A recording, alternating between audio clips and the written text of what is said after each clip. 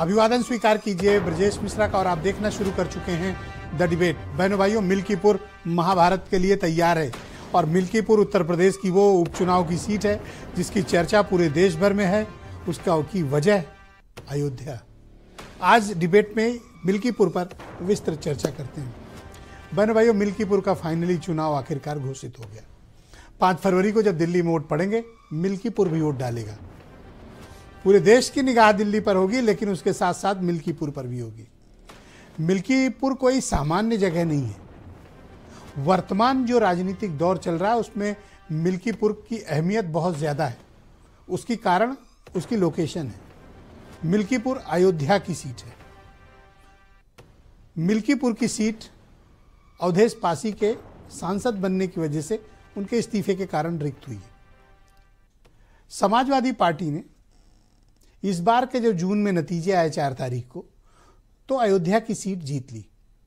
बहनों भाइयों, जब 22 जनवरी को अयोध्या में राम मंदिर का लोकार्पण हुआ था और जिस प्रकार का वातावरण था, कोई बीजेपी ने सपने में भी ये नहीं सोचा था कि वो अयोध्या सीट हार जाएगी। लेकिन अपोजिशन की लहर, संविधान और आरक्षण ऐसा चला कि अयोध्या जैसी महत्वपूर्ण वैचारिक धरातल वाली राजनीतिक सीट, जो कंफर्म्ड सीट मानी जा रही थी, बीजेपी वहां परास्त हो गई। यह भारतीय जनता पार्टी के लिए मनोबल तोड़ने वाली थी। सब जीत गए, अयोध्या हार गए।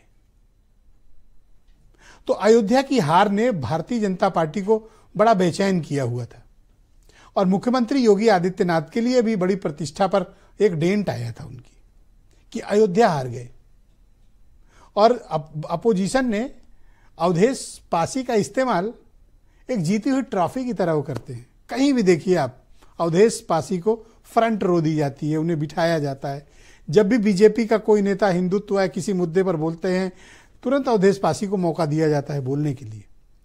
वो अपोजिशन के पास एक ऐसा अस्त्र हो गए हैं जो बीजेपी को खामोश करने या बगले झांकने को बेबस करता है। तो अयोध्या की टीस बीजेपी को बड़ी है और यह सॉलिड मौका है बीजेपी को अयोध्या वापस अपने राजनीतिक तौर पर वापस लेने के लिए। मिल्कीपुर की सीट अगर भारतीय जनता पार्टी जीतने में कामयाब होती है तो इसके लिए एक बड़ा मैसेज देने में वो कामयाब होंगे और वो ये कह सकते हैं कि 24 एक्सीडेंटल था। लेकिन मिल्कीपुर की सीट जीतना बीजेपी के लिए आसान नहीं है। मिल्कीपुर का जो सामाजिक ताना बाना है बहन भाइयों, वो बड़ा जबरदस्त है।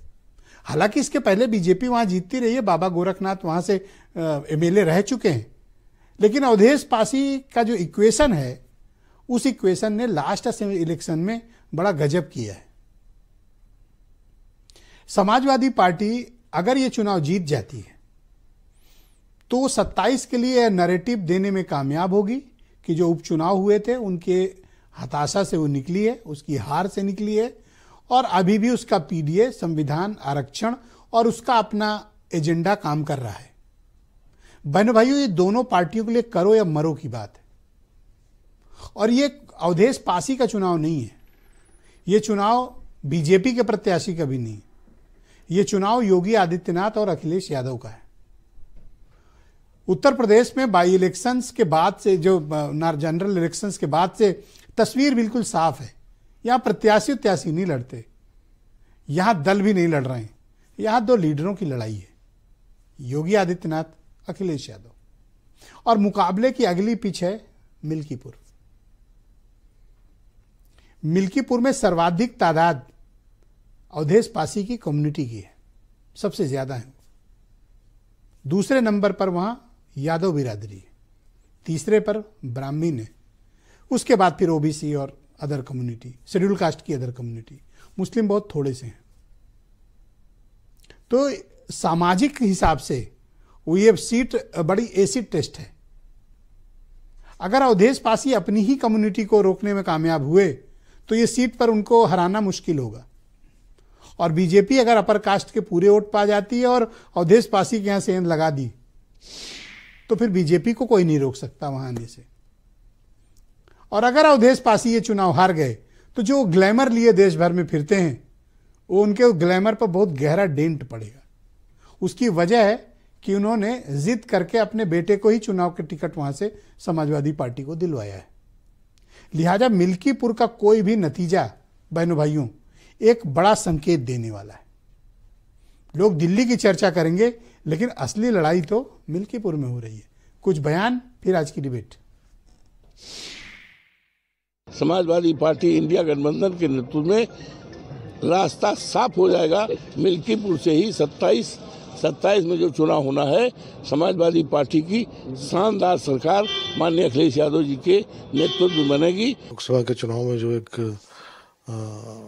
परिणाम भारतीय जनता पार्टी के पक्ष में नहीं आया, और पिछले 2 महीने से हम लोग जिस प्रकार से मिल्कीपुर में गांव-गांव में हम लोग जा रहे हैं, लोगों को अपनी बात बता रहे हैं, और मुझे लगता है कि ये चुनाव 5 तारीख को जो होने वाला है, 8 तारीख को बहुत ही विशाल अंतर से हम लोग की जीत होगी। जनमानस के देखते हुए हम लोगों ने पहले भी जो 9 जगह उपचुनाव हुए वहां पर भी हमने पूरी तरीके से समाजवादी पार्टी का समर्थन किया था, और आज जो मिल्कीपुर में 10वां चुनाव हो रहा है, जनहित को देखते हुए, जनता जिस तरीके से परेशान है, जिस तरीके से पूरे प्रदेश के अंदर अत्याचार अन्याय भाजपा ने कर रखा है, वहां पर मिल्कीपुर में भी हम समाजवादी पार्टी को सहयोग कर रहे हैं। तो मुख्यमंत्री योगी आदित्यनाथ ने मिल्कीपुर की कमान खुद संभाल रखी है, और इसी हफ्ते के शुरुआत में वो अयोध्या गए थे और बंद कमरे में 5 घंटे उन्होंने कार्यकर्ताओं और पदाधिकारियों से बात की है, और कहा है कि जब कुंदरकी जीत सकते हैं तो मिल्कीपुर छीनना उससे आसान है। बहनों भाइयों, अभी हाल फिलहाल में कटेहरी यानी अंबेडकर नगर में लालजी वर्मा को बीजेपी ने फिट किया और उनको परास्त किया। अब अवधेश पासी मुकाबिल हैं, देखना पड़ेगा क्योंकि ऐसे जीत पाते हैं। 7 सीनियर कैबिनेट मिनिस्टर्स की ड्यूटी उत्तर प्रदेश सरकार की तरफ से मुख्यमंत्री ने लगाई हुई है, बीजेपी की तरफ से लगाई हुई। आज चर्चा हम मिल्कीपुर की करेंगे।